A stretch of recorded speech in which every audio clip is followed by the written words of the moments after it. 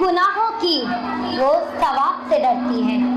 जुस्तजू है गुनाहों की, वो सवाब से डरती है। अफसोस आज बिन्ते हवा हिजाब से डरती है। तमाम हाज़रीन महफिल को अस्सलाम वालेकुम। इस्लाम दीन फितरत है और इंसान के तमाम तर फितरी तकाज़ों को पूरा करते हुए अहकाम सादे फरमाता है।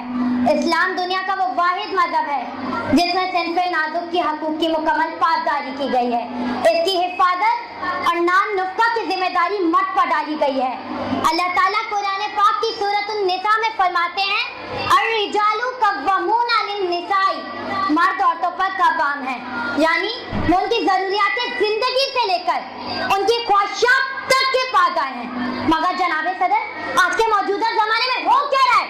हर तरफ नमूदो नुमाइश और आज़ादी का दौर हो रहा है। मीडिया मगरिब औरत की आज़ादी को लेकर मुख्तलिफ प्रोपेगेंडा को फरोग दे रहा है। तो सज्जे मोहतरम, ये कैसे मुमकिन है कि आज की मुसलमान औरत इनसे मुतासिर ना हो?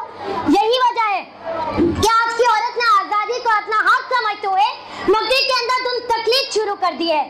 लेकिन मसला सिर्फ ये नहीं है कि आज की औरत आज़ाद हो रही है, बल्कि मसला ये है कि वो आज़ादी हासिल करने के बावजूद मुतमईन नहीं, क्योंकि वो उन हकूक़ और इज्जत की ख्वाहिशमंद है जो इस्लाम ने औरतों को दिए हैं, और वो हकूक़ कोई और मजहब नहीं देता।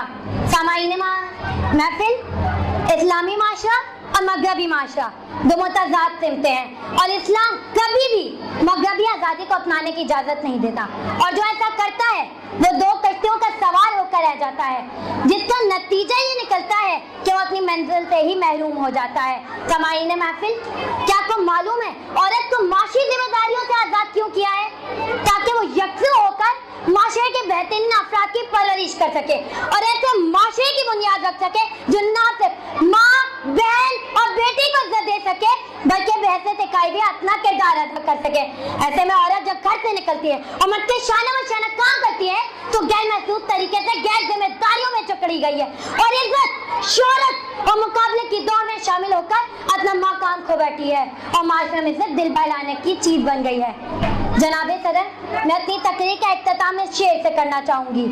अपने मरकज से जरा और निकल जाओगे, अपने मरकज से जरा और निकल जाओगे, खाक बन जाओगे, आस्थानों में ढल जाओगे। अपनी मिट्टी पे चलने के ढंग सीख लो, अपनी मिट्टी पे चलने के ढंग सीख लो, संगे मलमल पे चलोगे फिसल जाओगे।